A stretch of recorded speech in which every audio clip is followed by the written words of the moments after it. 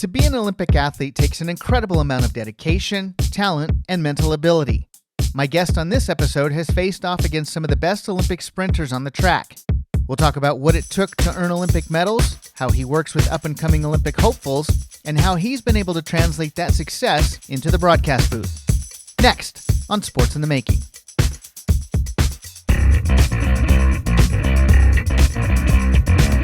Thank you once again for joining me on Sports in the Making, a podcast where we find out what people in the sports and broadcasting industry do, how they've made an impact in the sports world, and how it all comes together.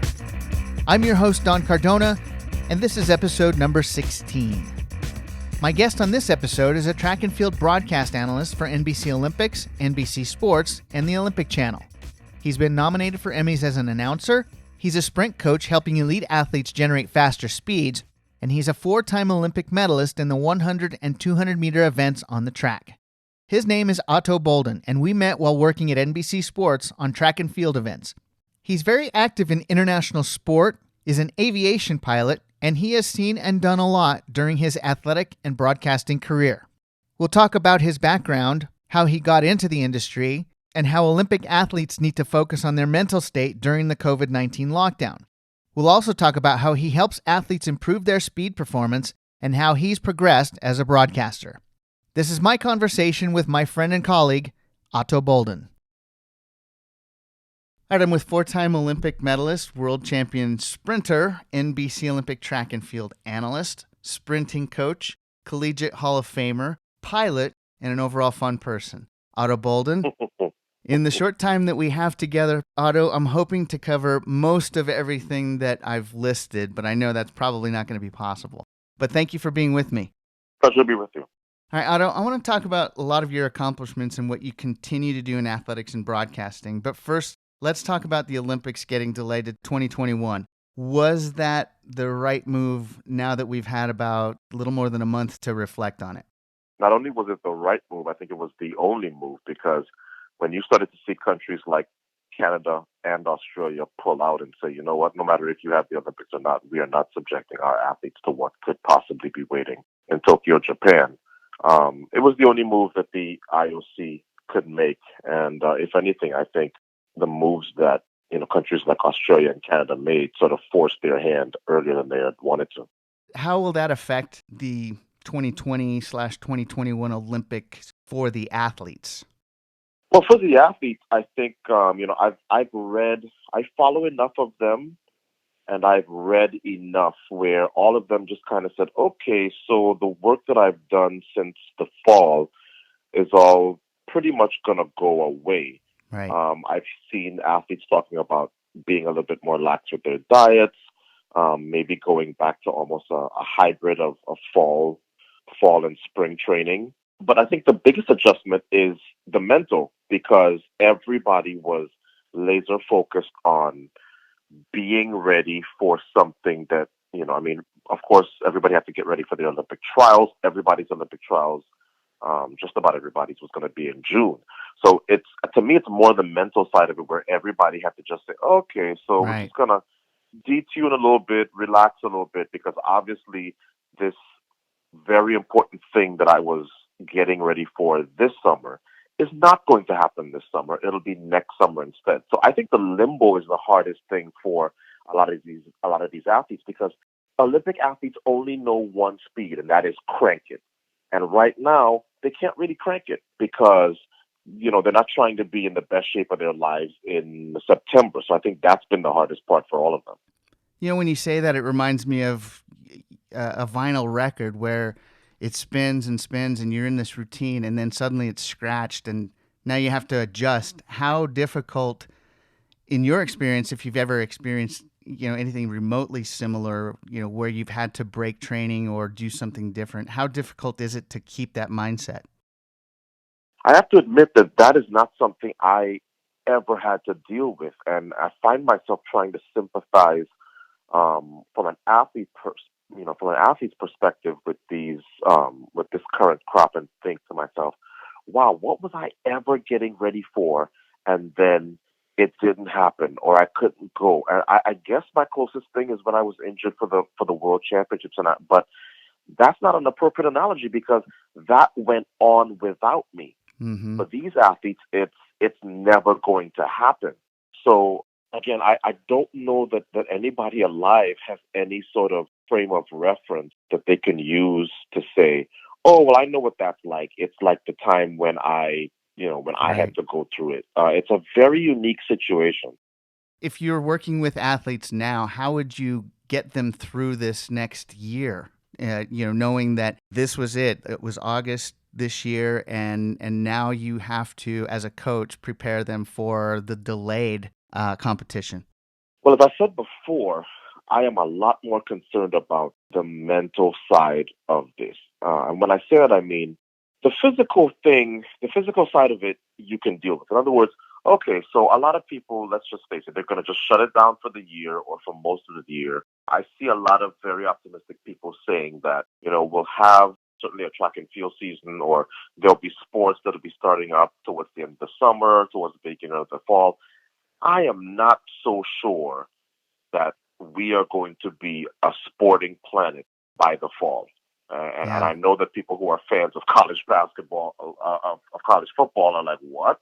But I'm a numbers guy.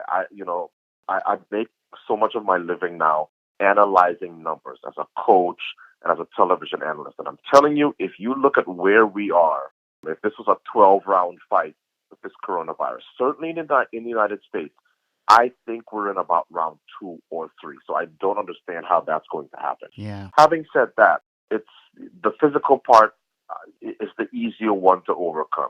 Yeah, so you shut it down for most of the year, and then maybe you start back up a little earlier to get ready for 2021. Although, if you paid attention to some of the headlines this week, even the Tokyo 2020 organizers are now saying, we don't know what to do if, by chance, 2021 presents a similar situation where people are not yet ready and this virus is still out there. And that to me is even scarier. But to answer your question, the part that I'm worried about is athletes now who will have spent an entire year not being in peak physical condition. That to me is the bigger situation where I'm looking at my athlete and saying, okay, so she didn't have a complete 2019 and she only had an indoor season in 2020, and then she's going to be asked to ramp it up for 2021. That to me is the tougher task, and I think it's not being said, but a lot of coaches are thinking that's the real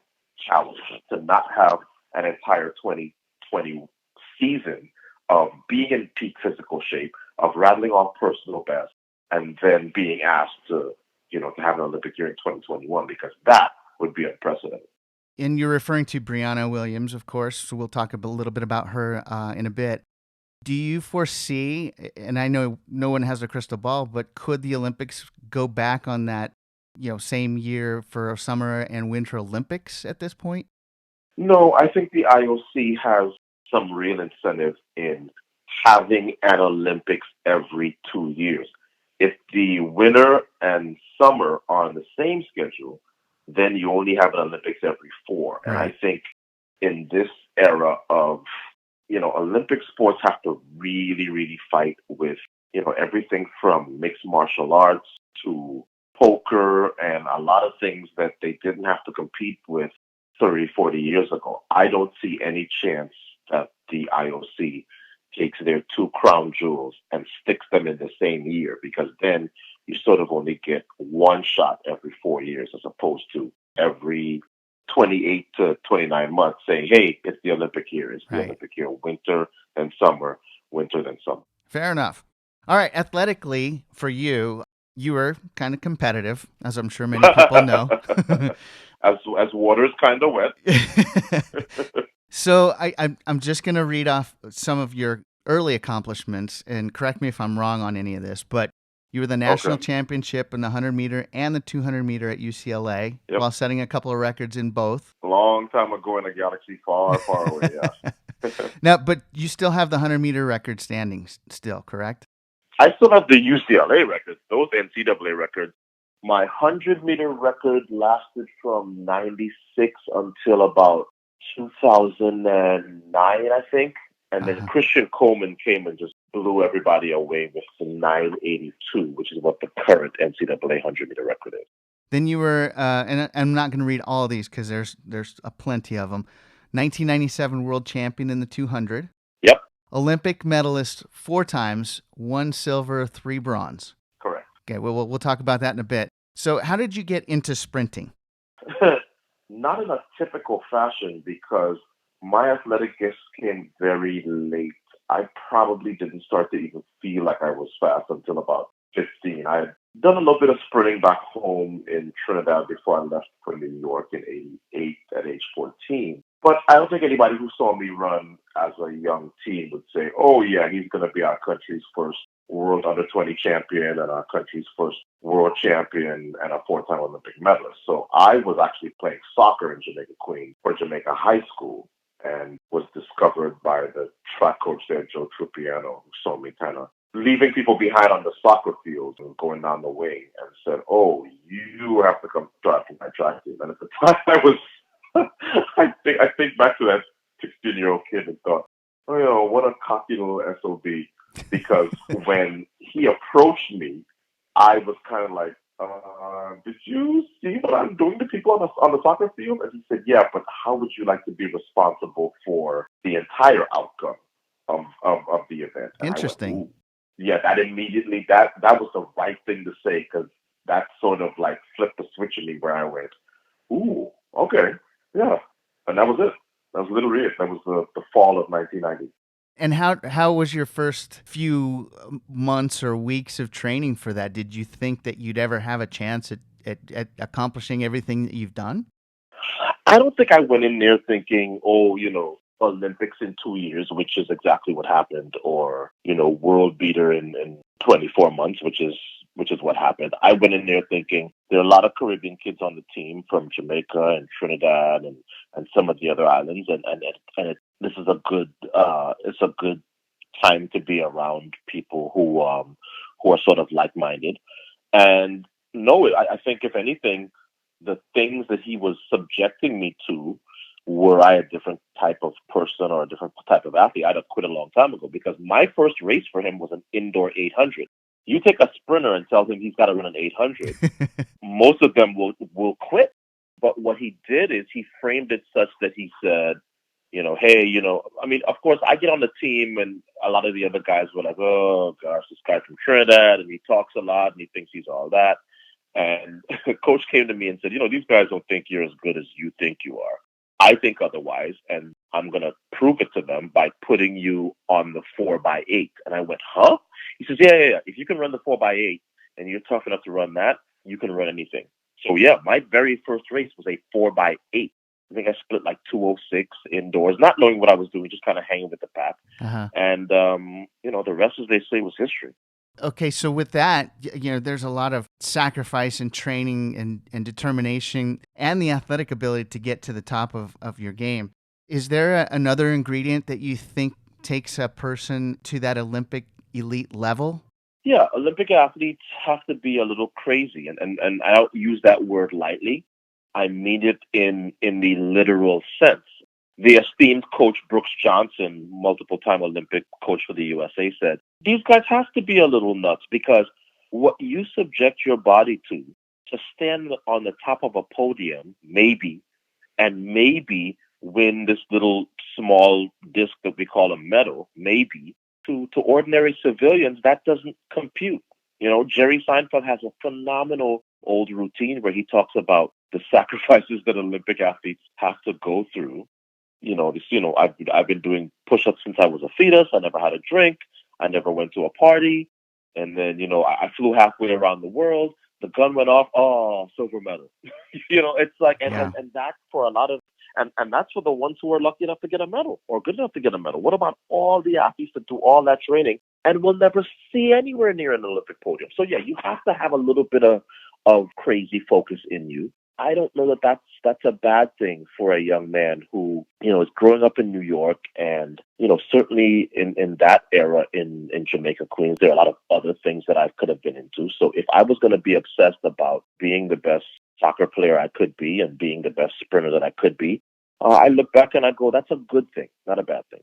What about swagger or confidence? Having gotten to know you a little over the last few years, I know that you're a fun person to be around, but I can also feel that you do have that confidence. And watching some of your past races, which I did in preparation for this podcast too, you've got that swagger and confidence.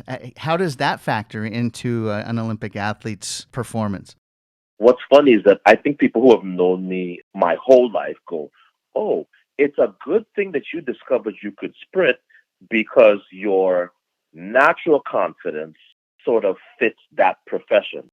Other people who maybe only knew me from my sprinting days think, well, all sprinters are cocky, and that's why, and that's why you ended up there. So for me, I had a conversation with a childhood friend of mine, somebody who knew me, from ages of like 10 to 13, and of course knows me now. And he reminded me that when I was leaving Trinidad, and they were like, "Wow, you're really gonna leave? Like you're really leaving? You go to high school very early in the Caribbean. You go to high school from like age 10 or 11." And he said, "Yeah, when you were leaving Trinidad, you told us, it's gonna be a very short period of time, and then you guys are gonna hear my name somewhere because I'm going to the United States, and whatever it is that I'm going to do, I'm going to do it to the level where you're gonna hear my name back home." And I thought to myself, why would I have said that? like what in my 14-year-old brain sort of scared and leaving Trinidad, at age 14, would I have said, "Oh yeah, you're gonna be hearing about me soon"? But I guess that's just the level of confidence that I was raised with, that I have always had. And yeah, it's gotten me into trouble, but it's also I think done more good than harm in my life. So I don't look back and go, ugh. I look back and go, that's sort of a tool that I needed to survive. Well, you just mentioned, you kind of grew up with that, but was it learned, or do you think you just had that natural sense of having assurance about yourself? A little bit of both.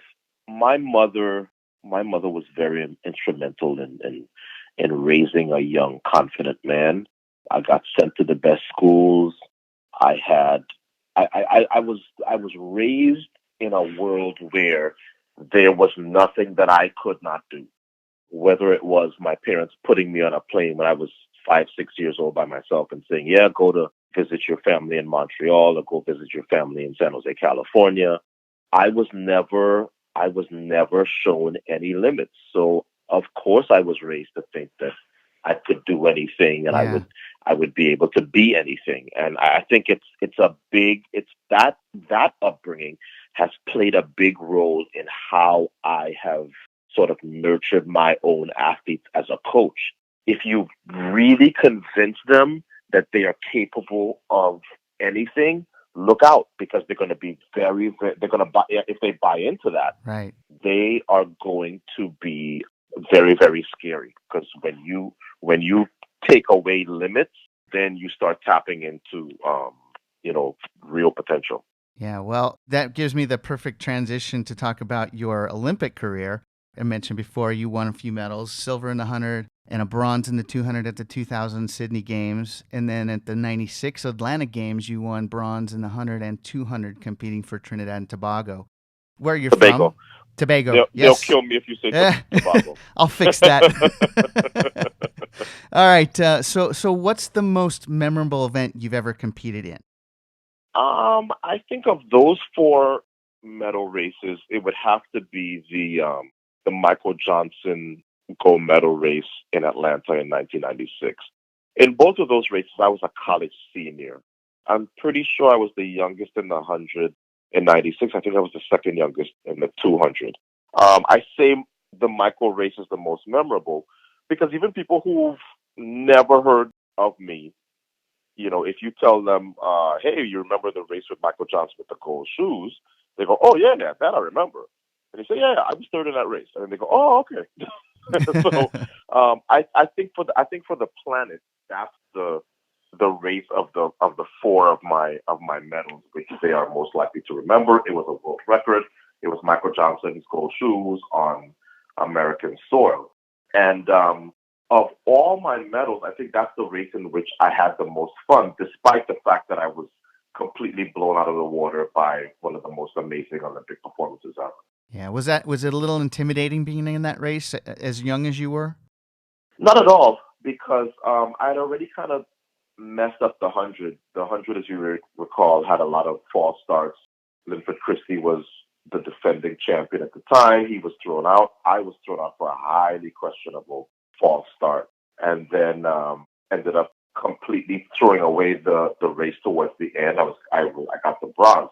When I stepped to the line in that 200 in Atlanta in '96, I'm not in there thinking, oh my gosh, I'm young. Oh my gosh, I'm a university senior. I'm in there thinking, I have absolutely nothing to lose, and three Yeah. people aren't going to beat me. So, and I was in there with Michael Johnson and Frankie Fredericks, who would get gold and silver, and who are easily two of the best 200-meter runners of all time. I think with Michael, you would say that only Bolt in history was better than him, and with Frankie, you'd probably say that only Bolt and Michael Johnson were, and probably Noah Lyles by the time it's all said and done were better than Frankie. So I really went in there like, you guys got to beat me tonight because I have nothing to lose, and I know I'm getting another medal, and I'm just, I'm going to make you guys work for it. So that was probably the least pressure in terms of, when they call on your marks. I probably have the most fun in that race because I knew it was going to be a good race. How about the 100 at the 2000 Sydney Games? The Sydney, my memories of Sydney are not as fond, and I say that even though Sydney, I think, was the best Olympic host of all the Olympics I've been to, both as a broadcaster and as an athlete. The Aussies are just phenomenal as hosts. They love sport, maybe even more than Americans. But for me, I'd been injured in '99. The only real serious injury of my career, a pretty serious hamstring strain. I was coming back. I was having a comeback year in 2000, not running the way I was prior because I had that year of uncertainty and injury. And then Sydney was cold. I have a picture somewhere in my house of the photo finish of the 100 in Sydney, and I think the temperature that evening was, 68, 67 degrees. Mm-hmm. Well, for somebody from North America, that's not a big deal for y'all. I'm from Trinidad, the most southerly isle of the tropical Caribbean, Yeah. where, we live at about, 80, 90 degrees on a daily basis. So it was not fun. It was not fun going through the rounds in that sort of temperature. And I never felt like I had a real chance to win. Maurice Green at the time was so dominant, and I was not at, sort of full strength. So I always feel like I got lucky to get the silver in Sydney because it's the kind of race where I could easily have been fourth or fifth given what I had gone through. Given what I had been through the year before. And then the bronze in the 200 that's actually the medal I tell people I value the most, because after the 100 in Sydney, I called my family together and I said, I'm pulling out because I am not leaving this stadium on a stretcher. Wow. I don't feel like this hamstring is going to last another four rounds in this 200. And it was either my mother or my ex-wife or a combination of the two that said, really? So you're going to tell the story for the rest of your life that you pulled out of an Olympic race that you were almost certainly going to get a medal in? That's motivation. And I think when they phrased it that way, I went, whoa, yeah, you're right. Because I can leave here with my silver and sit in the stands and watch somebody else win a medal in the 200 that I should probably have. And I went in there and barely got the bronze. But it's the medal that I'm probably most proud of, because it was like, man, it would have been so much easier to just say, you know what, I'm out. 3 Olympic medals ain't bad. That's a great story because, people get in those situations where they want to give up. And if they don't, great things can come if they just continue to push. Are you able to translate that story when you're coaching or when you're talking to young people? Yeah, maybe once or twice, maybe 100 or 200 times I've used that. I've used that story as an example of, look, when it's all on the line, you have two choices. You can either, run or you can fight. And I've never seen anybody that went into the fight, whether they got first, whether they got last, whether, whatever happened, the act of having gone out there and fought will teach you so much more going forward in your life than having sat in the stands or having said, you know what, man, I'm tapping out. So for me, I've been able to use that example and say, you know what, it's always better to go in there and fight, because I can't imagine having to live with having to tell you this story Yeah. 20 years later and say, yeah, I had won a silver in the 100, and then I just really thought it was safer to just protect my leg, and I withdrew from the 200, and 4 years after that, I was in a car crash, and I never really got a chance to perform on the Olympic stage again. So, I ended up just kind of, having 3 Olympic medals instead of 4. So I just feel like I would never have been able, that would have bugged me for the rest of my life. Yeah. All right. Before we talk about your broadcasting career, I've heard you're a pilot. Yeah. How did that come about for you? Well, it sort of goes back to what I told you about, my upbringing. I was always surrounded by, I thought, people who were just doing amazing things. And my uncle's kind of a Renaissance man. He left the Caribbean with not a whole lot of resources, came here, busted his butt, put himself through vet school, became a very successful vet. And, he was living the life. So, I grew up around him, and with him being a mentor for me, with a bunch of sports cars in his garage, and he had his own plane. So for me, I don't know a life where one of my favorite uncles doesn't have his own private plane. So I was introduced to general aviation at a very young age. And in fact, in my family, it's kind of a joke that it took me till my 30s to get my pilot's license, because the truth is, I probably wanted to do it when I was 15, but track sort of took me on a different path. And, I never really had the time, and I was busy I was in my first Olympics at 18, the year after I left high school. So I don't know what it's like to not, to not have a plane to go fly. So I got into aviation through him, just wanting to do everything that he did, kind of. I'm a big advocate for general aviation. Anybody that hits me up on social media and says, "Hey, I see you have your pilot's license," I say, stop talking about it, buy the books, go do it. I don't know. I know friends who literally got their pilot's license and never flew, but nobody ever gets their pilot's license and regrets doing it. So just go ahead and do it. It's a pretty cool thing to have done, to have learned. It sounds like fun. Do you still fly, and where do you fly to? I do still fly, but only because one of my good friends is a guy called Barrington Irving, who's sort of an aviation pioneer, the youngest guy to fly solo around the world. He did it about 15 years ago. So he has a foundation that teaches young kids through aviation, and he has a couple planes, and I get to fly with him. But I am way too busy to fly as much as I want. But I'm grateful to have him around, because he'll call me up and say, "Hey, I'm going to Orlando, or I'm going to Jacksonville or Tallahassee, and why don't you come fly right seat?" What kinds of planes do you fly? Oh, only the small ones. He has it's Cessna now, but it was Columbia when when the company was founded, and he has a big old noisy twin that's a lot faster, a Mitsubishi. But just the small ones, not the jets just yet. So now let's talk about your broadcasting career. And that's where we came to know each other, while I was producing track and field for NBC Sports and the Olympic Channel. And Right. You came into Denver to call track and field for Diamond League competition series. You've been an announcer for a while with the BBC, CBS, ESPN, and NBC. How did you get into broadcasting? That year that I was telling you about, 1999, when I was injured, I missed the World Championships, and I wanted to stay in Los Angeles and feel sorry for myself, because for the first time, I was going to miss a major Worlds or Olympics with an injury, and which meant that Maurice Green would have very little resistance to winning the 100 and the 200 at the Seville World Championships, which he would go on to do. And I said I wanted to stay in LA. drive my Porsche and feel sorry for myself because woe is me, I wasn't going to be able to compete at the World Championships. And my manager, Emmanuel Hudson, says, nope, you're going to get on a plane and you're going to come to Seville too, and we'll find something for you to do. And man, he and I fought and fought and fought.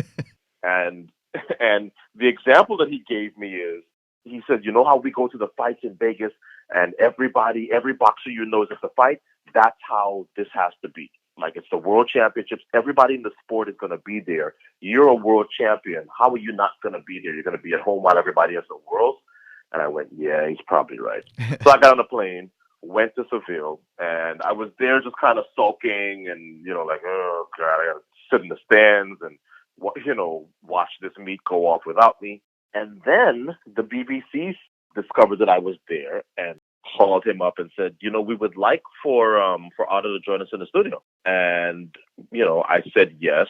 And I had a really good time just kind of sitting in, giving my prognostications, giving my sort of inside information on Maurice winning that double at the World Championships. And the bug kind of bit me there. Huh. And more importantly, the BBC viewers seemed to like me. And then by the next year, the BBC hired me to cover the U.S. Olympic trials for them. Because, of course, as, being from Trinidad, I was always at the U.S. Olympic trials with my club mates to see them perform. But obviously, I wouldn't be that busy. So the BBC is really the first entity that dared to put me on the air. But they are the ones that on whose ear the bug bit me for the first time.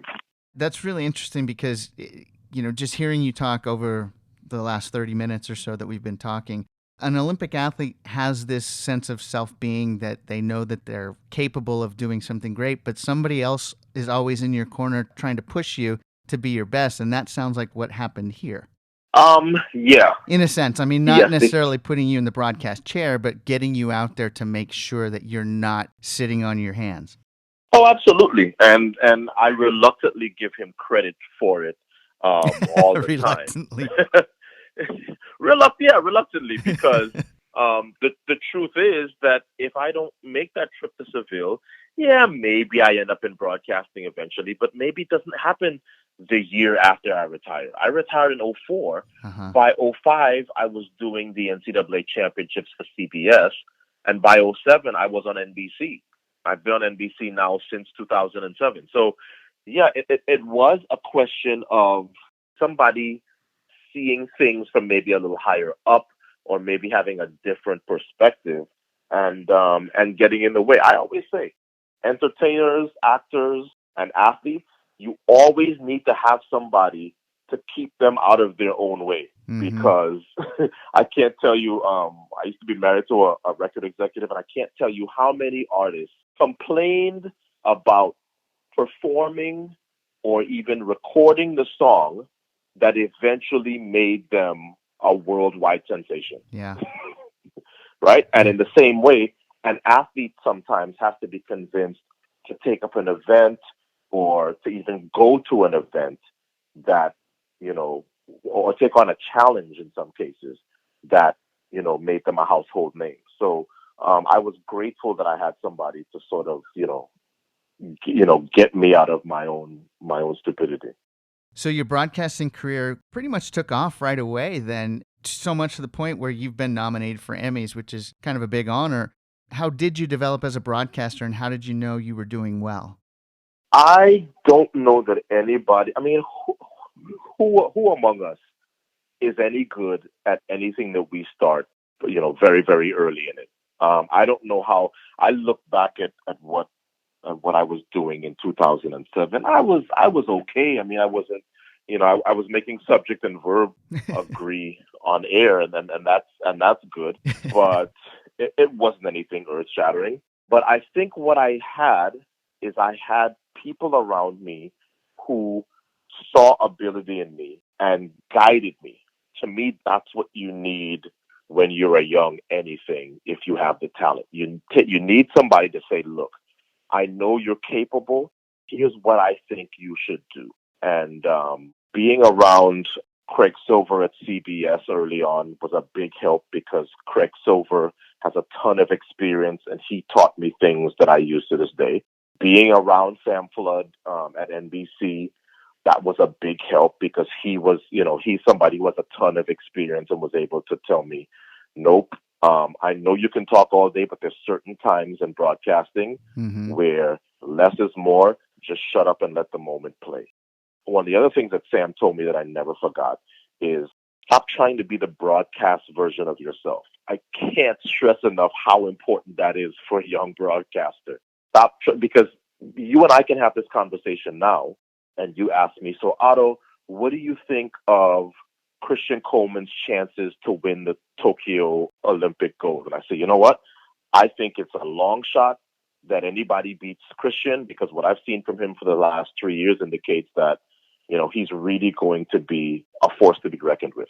And then I take that same thought that I gave you just now in casual conversation, and because it's on TV, I try to dress it up or frame it differently or make it sound more highbrow. And the truth is, what good broadcasting is just to say it exactly the way that I told it to you right there. It's the way how when you go to acting class, they teach you that the best acting just sounds like a conversation between yourself and the other actor that you're interacting with. And that's something that a lot of young broadcasters take a while to figure out. I was lucky that I think I figured that out early because I had people teaching it to me the right way. And when we worked, obviously you're a seasoned veteran coming into the booth, and me not having as much experience with track and field, it was a pleasure to hear you speak about this with that opinion that is strong enough to stand on its own, but not delicate enough in certain situations where you have to sugarcoat things, because I think that's where a lot of analysts might get into trouble, is they don't have that confidence that they can criticize properly. How do you feel about that? That's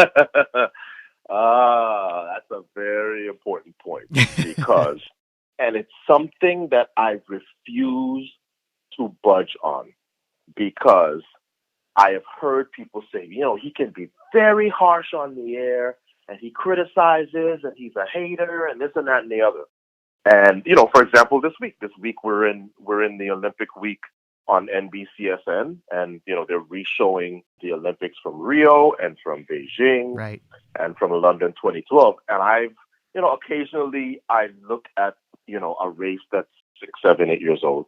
And what I see on there is the way I've always broadcasted. And that is, I am going to say it as long as it's, one, my valid opinion, and two, as long as it is within the framework of the event. In other words, you are not going to hear from me, so-and-so in lane 1 has a really good chance to win, if I don't think it. If that comes across as, oh, I'm hating on the person in lane 1 or the person in lane 8, then that's another story. But I am always going to be honest in my assessment. And one of the people who reinforced that with me, to me, was Charles Barkley, who is somebody who I've always looked at. And there are elements of how he broadcasts that I like. I don't necessarily love all of it, and he doesn't do my specific job because he is a studio analyst as opposed to somebody who has to call the action live. But I've always felt like what makes Charles so fun on television, and the rest of that whole crew on TNT, is their honesty. They don't sugarcoat. And I think the beauty in that is people at home already know what you're saying, and some of them may agree with it. In other words, if somebody screws up or something is not ideal, they're at home thinking it anyway. So if you try to downplay it or dress it up as the broadcaster, you lose your authenticity. So I've never shied away from that. And I think having producers like Craig Silver and having producers like Sam Flood in the early going who said, hey, if that's what your assessment of the situation is, you've been there. We have you on our air because you know what it's like to be there. Convey that to the viewer. With athletes too, though, I mean, I've run across a few that are really sensitive to the things that are being said about them. But if you're not critical of them when it's warranted, you could lose a lot of respect from other athletes who won't call it like they see it. And then they lose credibility. Would you agree with that as well? Absolutely. And that's why I say that, I am proud of the criticism that I get, because there are some American fans who say you are very pro-Caribbean. The Caribbean fans say you are very pro-USA.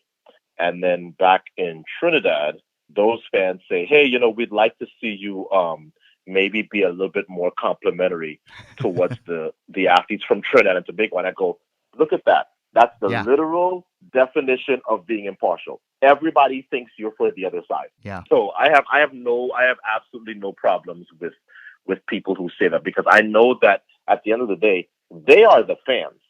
And I look back at some of my old work, as I said, and I see myself being, effusive with praise for Allyson Felix or Shauna Miller-Weebo or Usain Bolt or Shelly Ann Fraser-Price. And I'm like, you're watching somebody who is gushing, about the accomplishments of those athletes.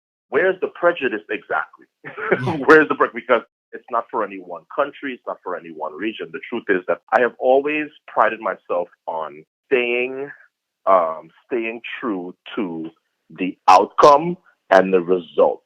I will give you your praise when you do well, and I will be very honest in my criticism if I feel like that could have been better. I'm talking with Ato Boldon, 4-time Olympic medalist, track and field analyst for NBC Olympics, sprint coach, and just an overall good guy.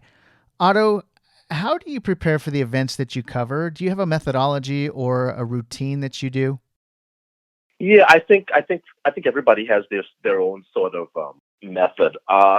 With me, I get ridiculed at NBC because at NBC, I sit down next to some of the most organized broadcasters ever. And I know that that's a thing in the Fox booth, for example, with Aikman and Joe Buck, because Joe Buck is very, very structured, and my fellow UCLA Bruin Troy Aikman is the exact opposite.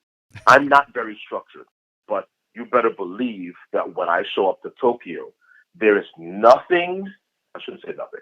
There's very little that is going to happen in Tokyo that I am not already prepared for. Sure. So because I have been pretty successful at figuring out at sort of my handicapping, I get ready for all possible outcomes. Now, having said that, in 2008, my first Olympics, I was completely overwhelmed and I over-prepared.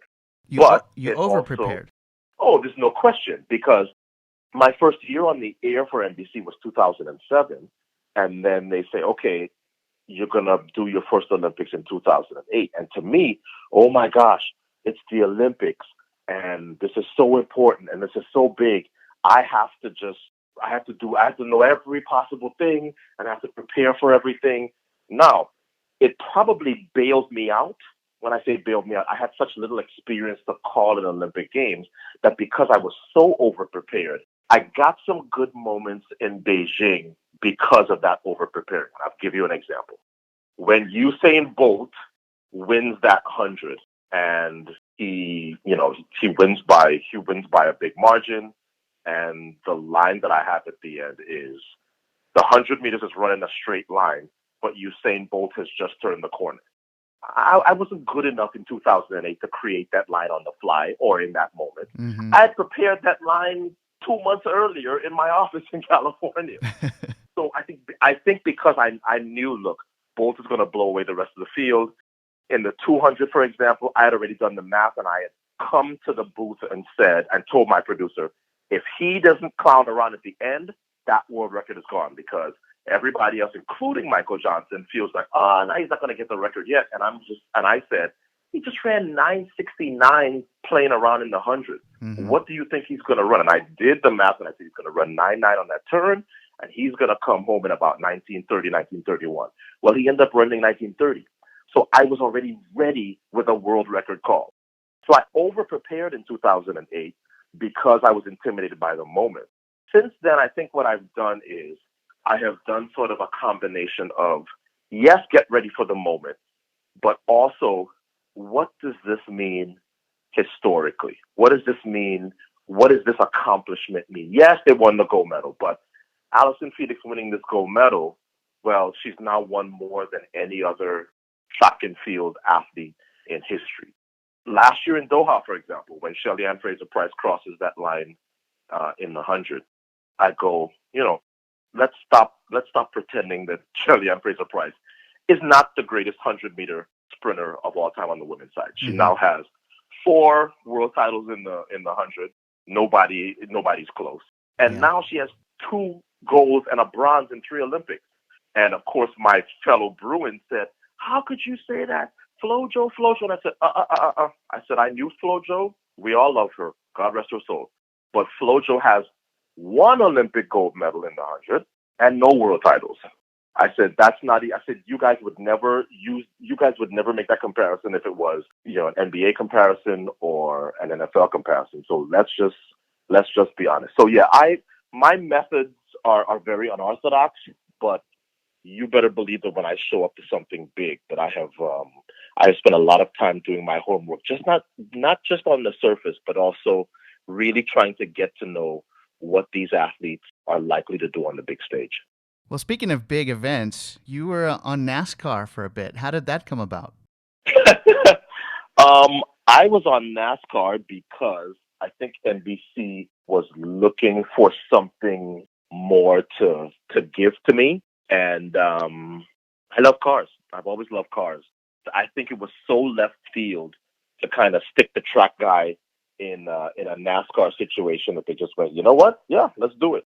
Man, I enjoyed that. I enjoyed my time of NASCAR, of doing NASCAR, because it really, it was way out of my comfort zone, that's for sure. But it is on the track. Also, yes, it is on the track, and it's loud and it's competitive, and the drivers have the same kind of, jet fighter, sprinter, boxer mentality. So you would think that NASCAR is a completely different world, but I found a lot of similarities between, my world and that world. All right, before we get into coaching, what's the best part of being a broadcast analyst and the worst part? The best part of being a broadcast analyst is you get the best seat in the house for all the events in sports and in track and field that, I would want to be at anyway, except I can still drink a beer. And I don't have to do 300s and lift a bunch of weights and make myself sick every day. That's the best part. The worst part is, I think that in doing your job, you're going to lose some friends.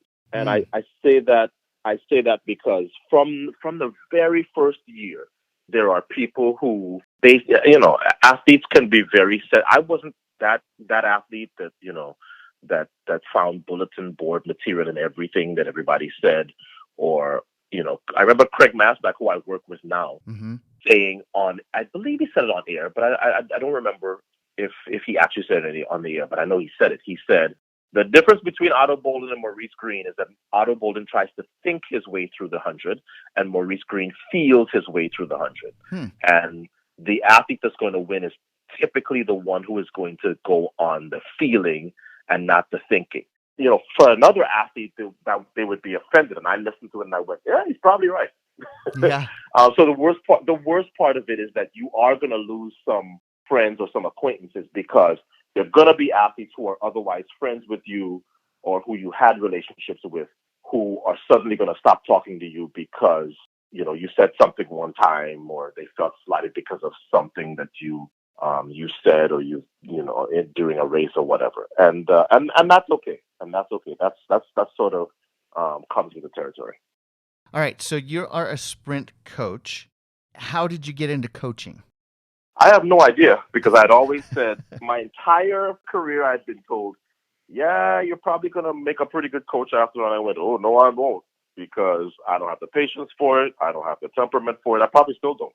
But I had a young lady, Khalifa St, who was going to high school here, and her father came and asked me to sort of assess her ability. And she was not in a good situation in her high school. And this is Miami?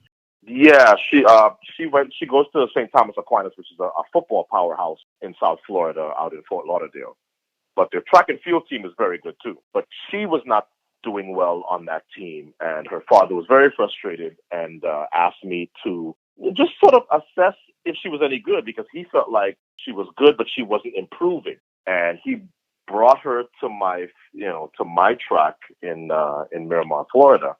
And I took one look at her, and I could not believe that, what he was saying. Because, I asked him, I said, "This is the young lady that's being ignored on her high school team?" And he said, "Yep."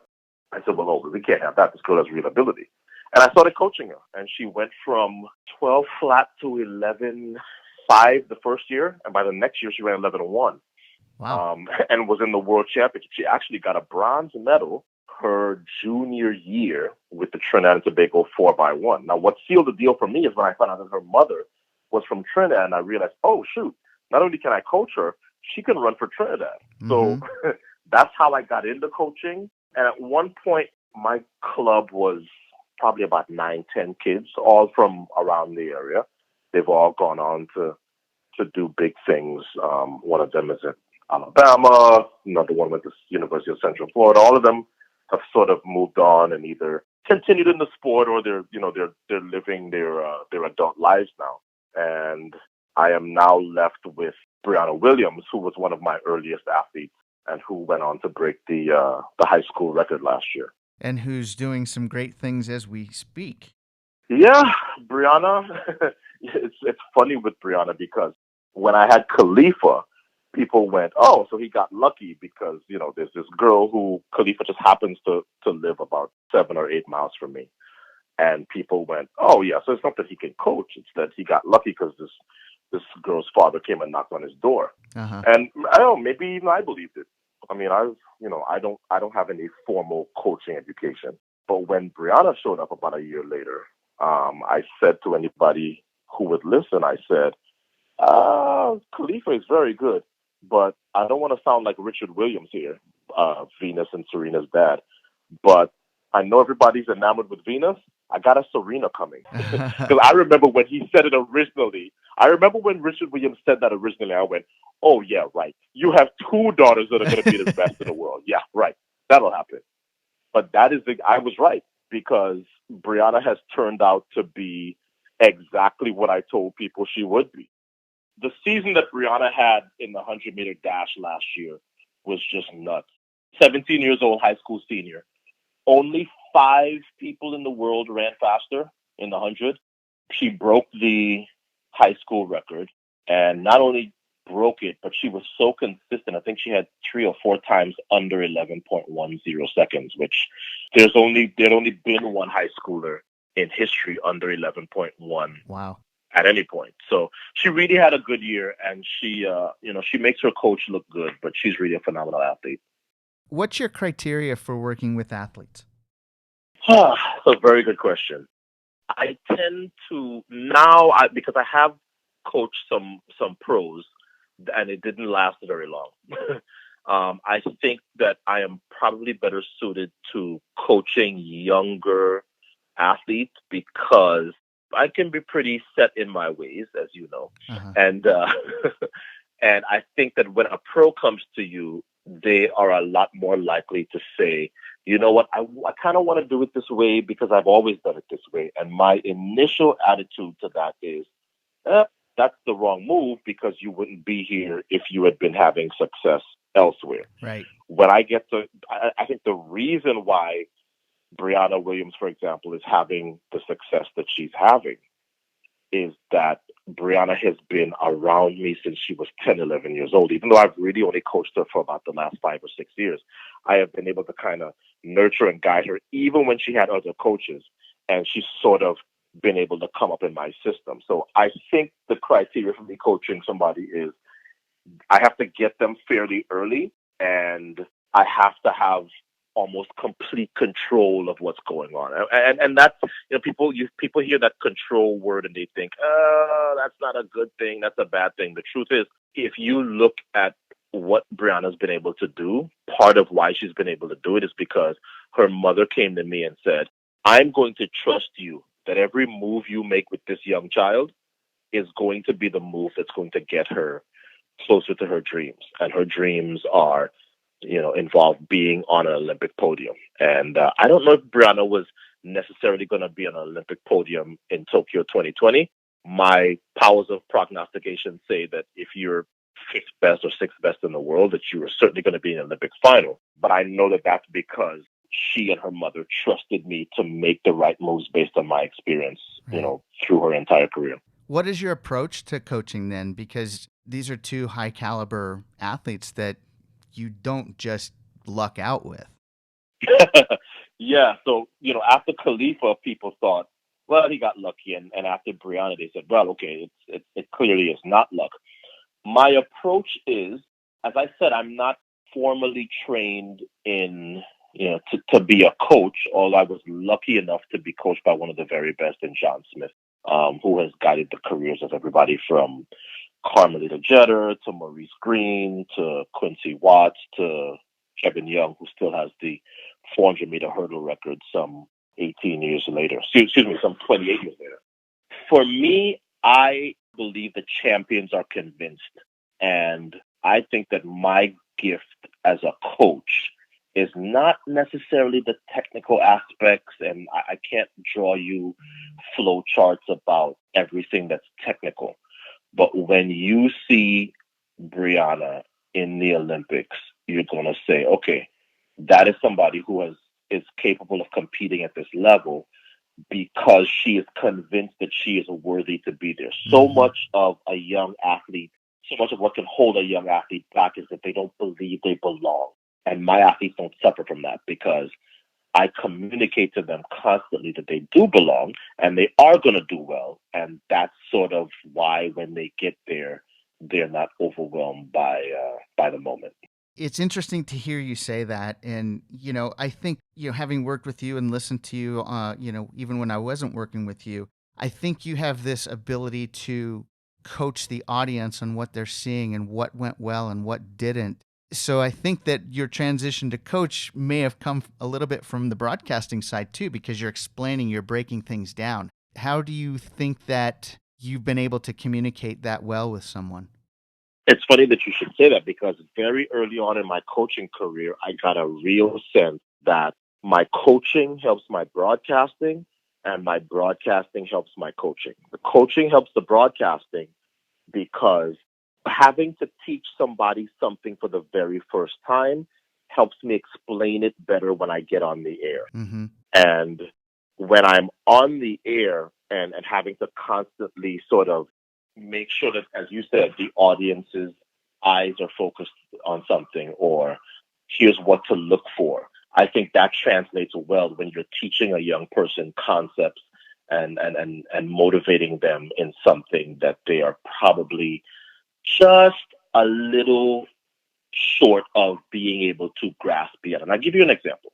When I showed up in Florida, I moved from California to Florida in 2008, and I showed up here. This was before I was coaching.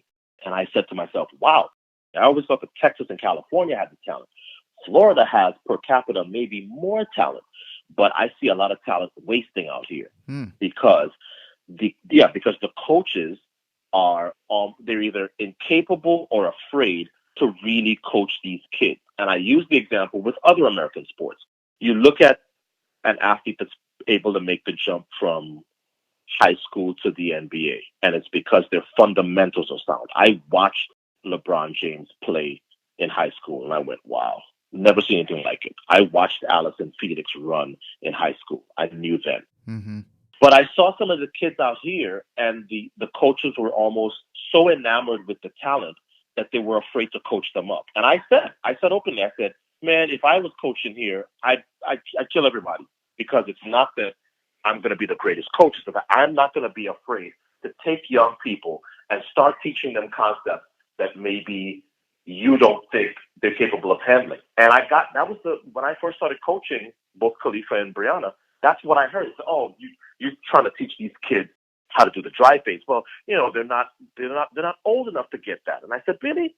Because I see young athletes being taught how to hit a baseball, and there's a proper way to swing a bat. I see young basketball players being taught how to shoot. There's a correct way to shoot.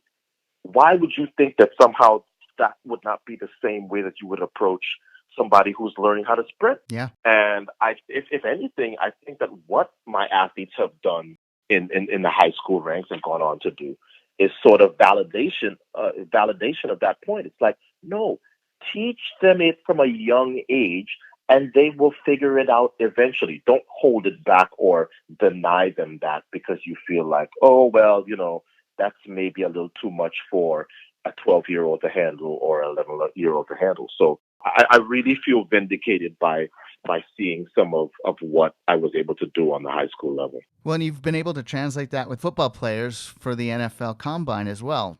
How fundamentally unsound are football players? As fundamentally unsound as you can get. But again, it goes back to what I just talked about. Don't be afraid to teach somebody who has no idea what you're talking about.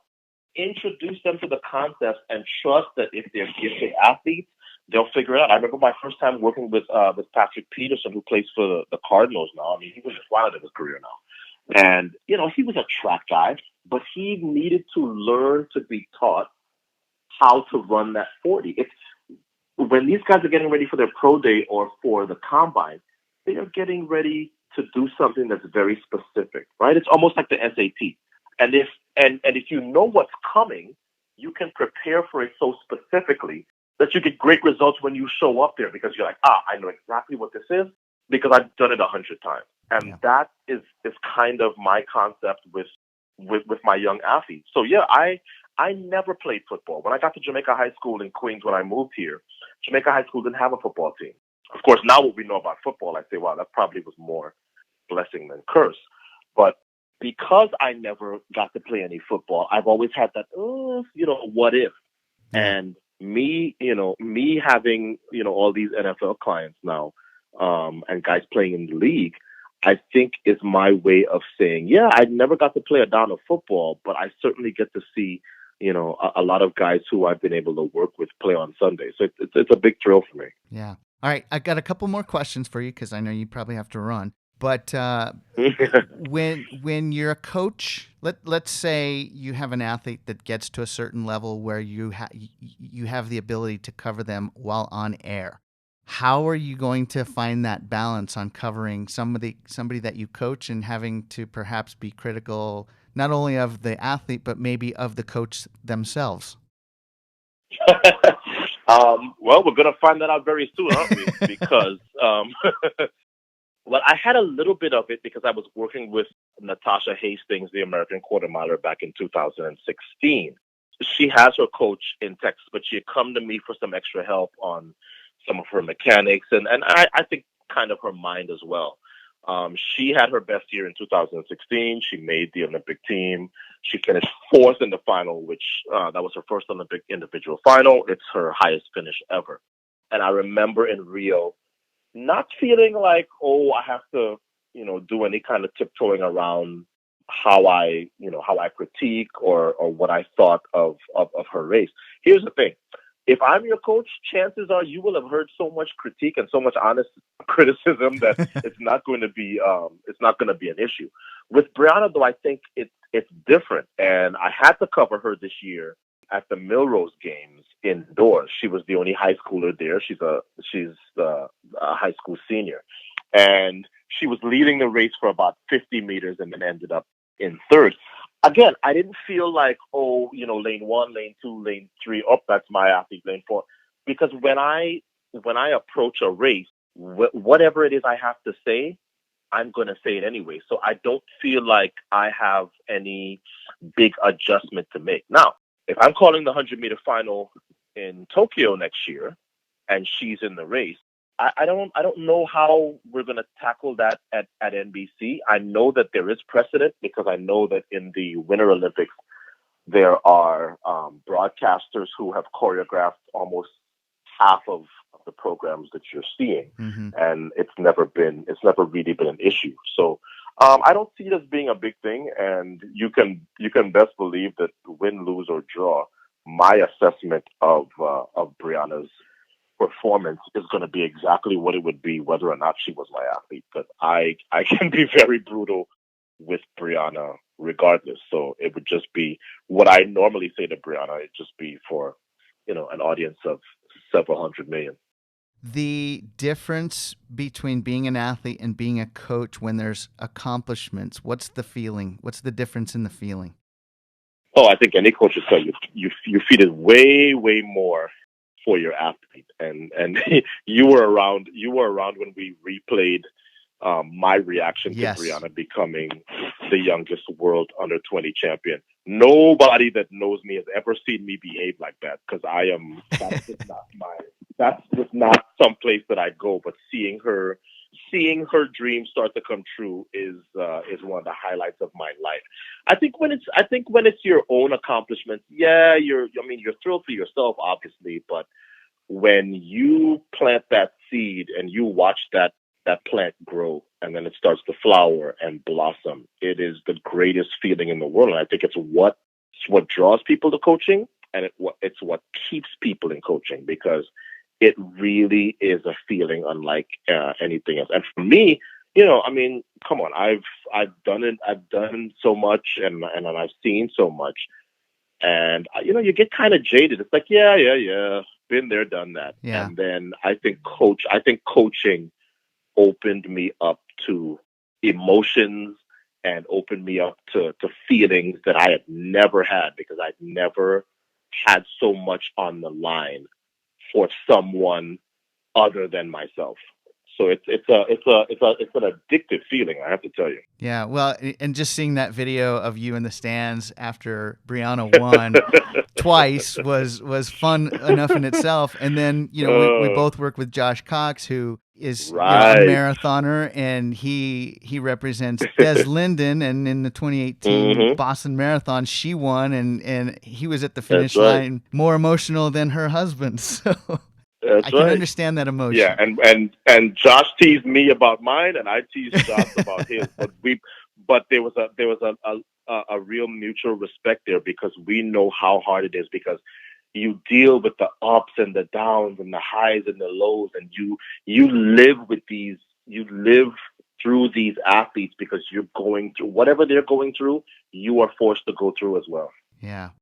All right, transitioning real quick back to your broadcasting, because you're not just an on-air analyst, you're doing more feature type stuff. And I recently saw the interview with Dr. John Carlos, one of the civil rights activists who protested in the '68 Olympic Games in Mexico. Mm-hmm. What did you learn from that interview or experience in revisiting that 50 years later? Well, I have to give you a little bit of the backstory, and that is that I don't know who you had on your wall, what posters you had on your wall when you were in high school. I guess my friends would have had, I don't know, Janet Jackson or Michael Jackson or whatever. I had those guys on my wall. They went to San Jose State. I did my final year of high school in San Jose. I grew up spending my summers in San Jose. My uncle, that same uncle that I referenced before, taught those guys at San Jose State. So they were always very prominent in my upbringing. And I came to understand very early in my life what a big sacrifice those guys had made, how important that gesture was, even if people didn't understand it at the time and they were ostracized at the time. Mm-hmm. So when I became an athlete and got a chance to meet those guys, and they were doing that interview with Dr. John Carlos, I was sort of the only person they could have picked because it's like, oh yeah, let Otto do that because he knows John and he knows that story inside and out. In terms of what I learned doing the interview that I didn't know, I was surprised to hear. It's one thing that stuck with me. They aired it again the other day, and I watched it because my DVR is set to tape everything track and field.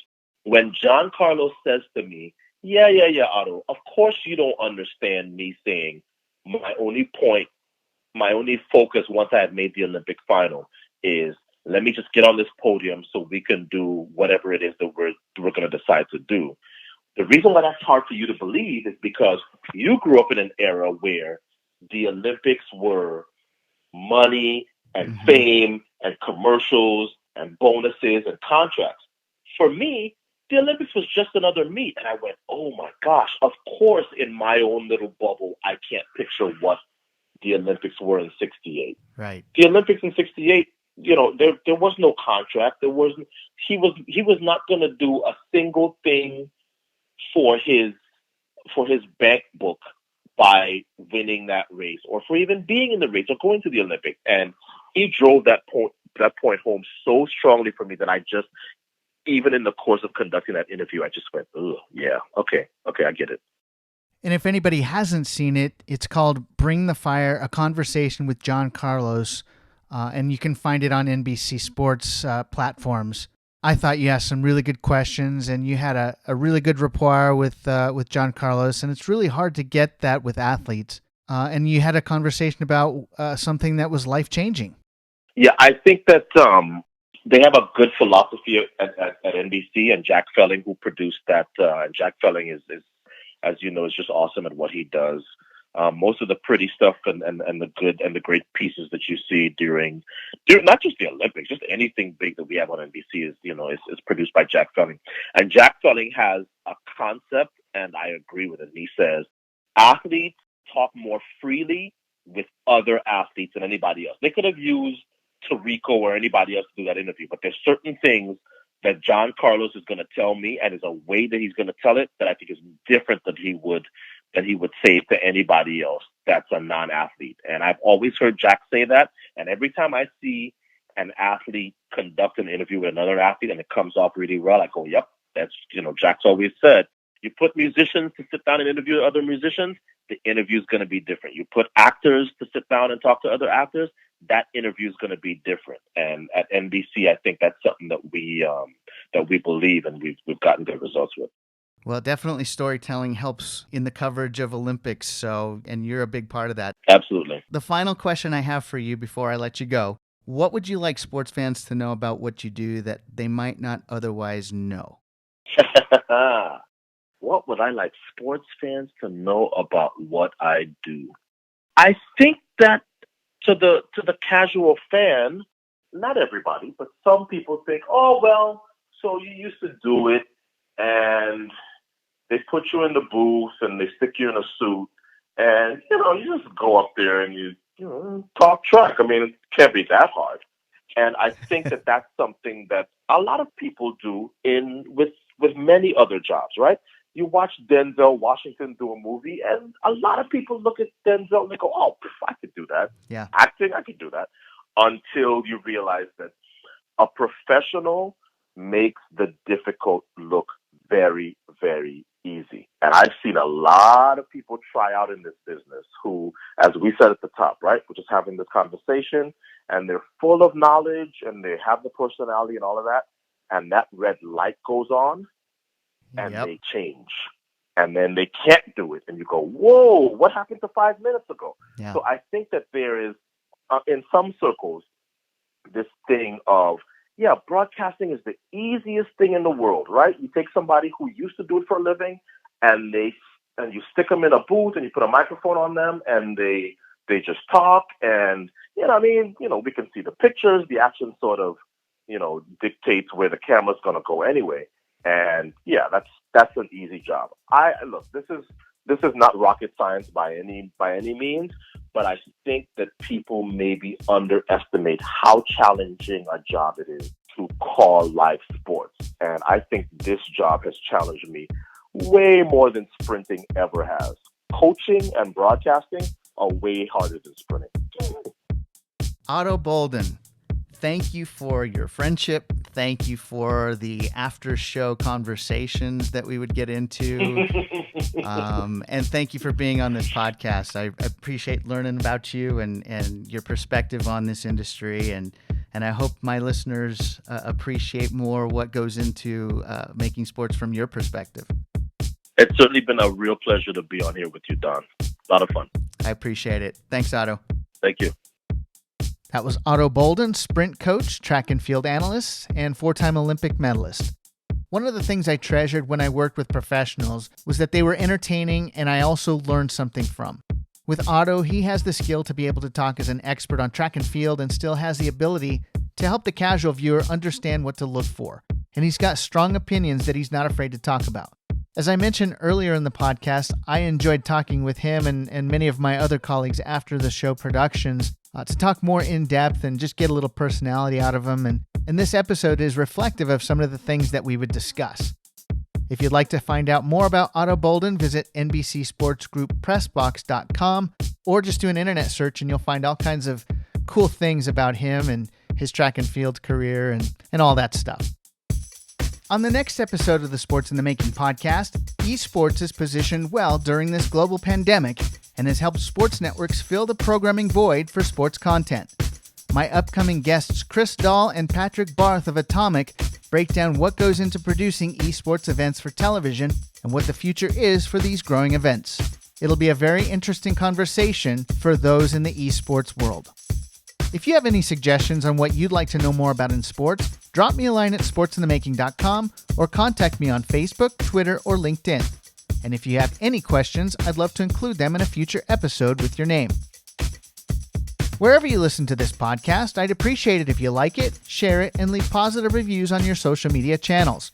Also, be sure to subscribe to Sports in the Making so you don't miss out on more episodes, and you can catch up on previous ones there as well. I'm your host, Don Cardona. Thank you for listening to Sports in the Making.